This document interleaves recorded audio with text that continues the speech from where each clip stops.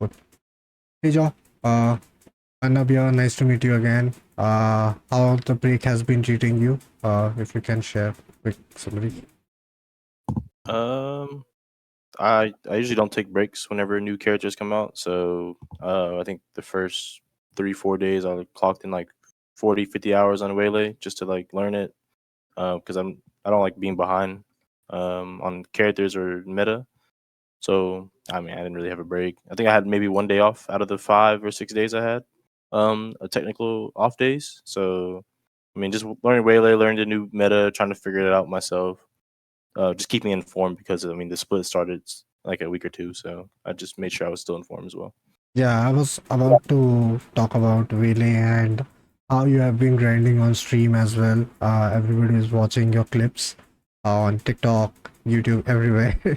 uh, Even June, the creator of the agent, was talking about how cool you did some tricks, and I never expected that you can move those things. As a player, how do you find those small things which is not orthodox, but you play and find those cool things that you can do with the character? If you can share. Yeah, I'll give a little bit of the secret. I think I mean first thing is just grinding the game. People don't really do that as much for some reason. Just kind of grind the game.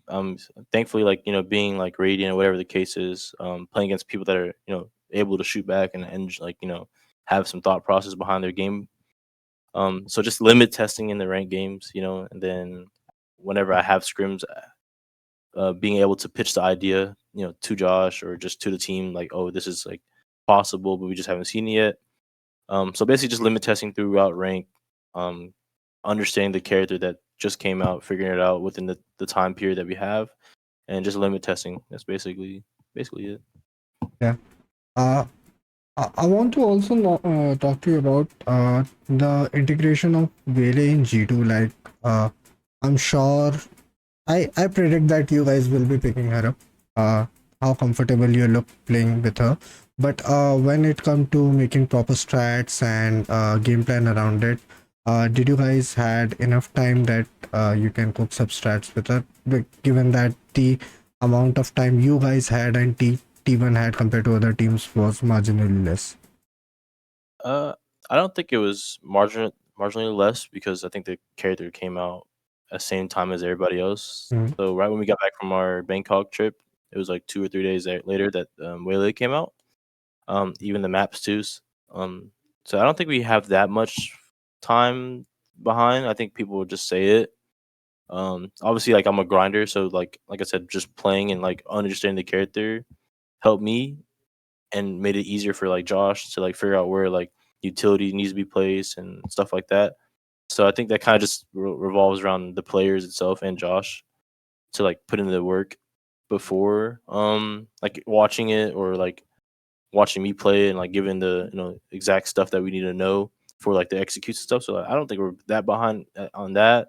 Plus, I mean, I grind, so I already know where the optimal spots are for Waylay and like how to like set up the refract and stuff like that in the ult. So that's really not that much. I don't think.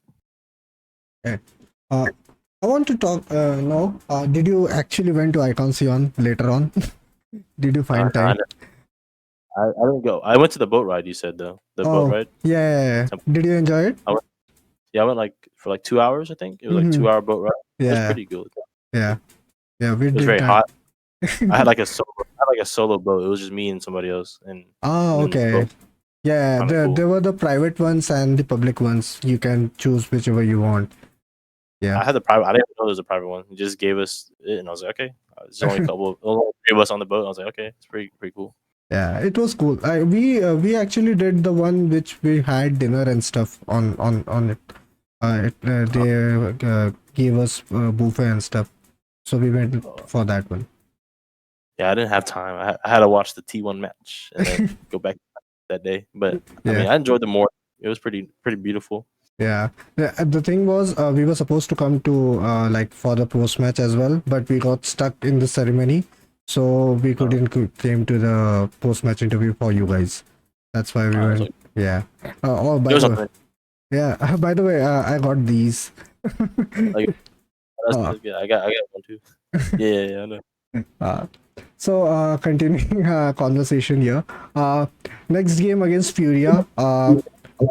And the other thing is, G2 is still one of the most favorite teams in the league in Americas and world. Given that how you guys played in finals, it was like 1920 for both the teams. It can could have been either way. But after that loss, how do you guys went back and talked about in the team for upcoming tournament? Yeah, we just VOD reviewed it, learn our mistakes, figure out why certain rounds happen, try to polish up some stuff, fix the comps, whatever the case is. Um, for these teams coming up, like Furia and stuff like that, we can't really watch any like film on them or anything like that because I'm not sure if there's a new player coming or there's like there's new comps. Obviously, they're not like they're not playing any tournaments besides that last America split or kickoff. Sorry. Hmm. So we're coming in with our own game plan. We have our own idea. Obviously, we're gonna change it up.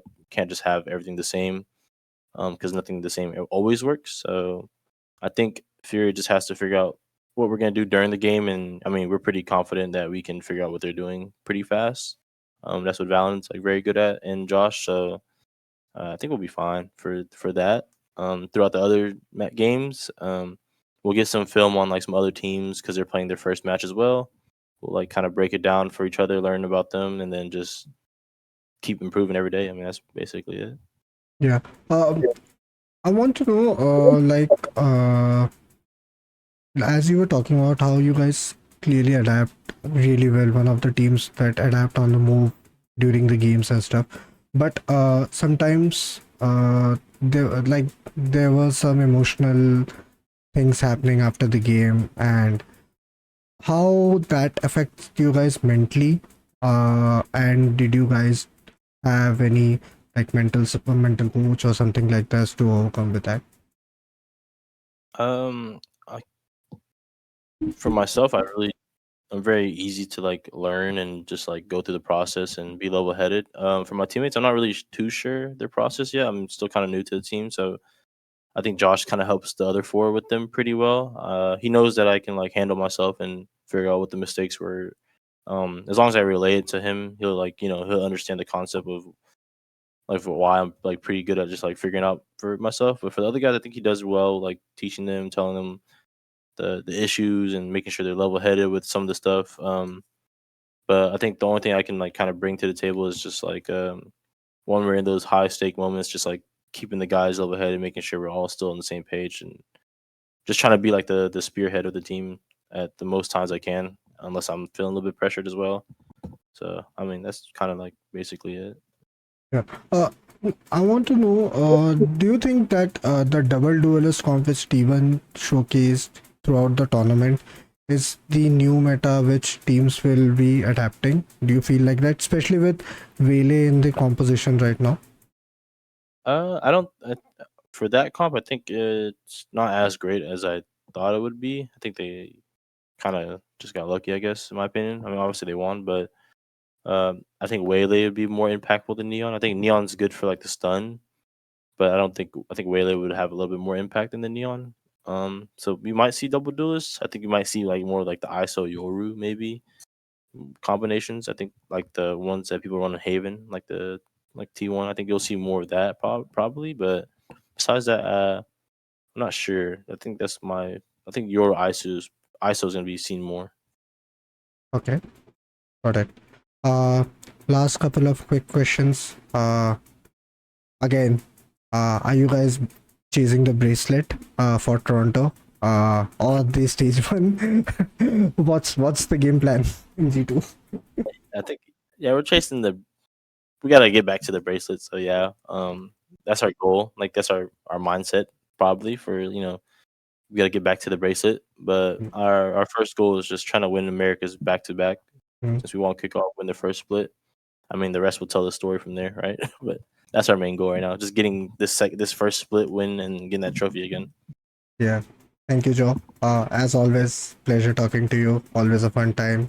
Uh, Best of luck for stage one and see you guys in Toronto. This time, You'll hear my voice during the questions, but during stage one, I'll be try to take more interviews from you, and uh, all the best again for stage one. Thank you, Arnav. I appreciate it. Nice seeing you again. Thank you, man.